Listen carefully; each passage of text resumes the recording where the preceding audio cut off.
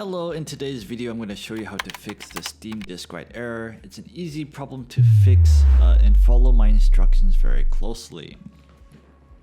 Okay, there are two methods. The first method is very easy. First you go into the search bar, you type in Steam. You right click on Steam, say open file location. You find the icon for Steam.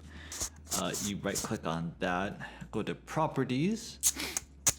Under properties, go to compatibility tab. And here you'll see this run this program as administrator. So what you want to do is click this, click apply, click OK. And that should solve 99% of issues that you have with Steam. If that doesn't work, try method 2. So method 2, you open Steam.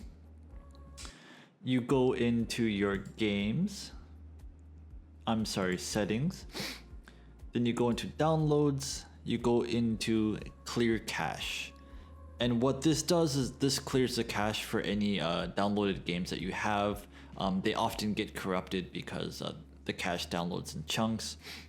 So if the first method didn't work, try this method. That will almost definitely work. If neither methods work, then you might need to update your Visual C++. I can put it in the video description, but check that and see if you're up to the newest version.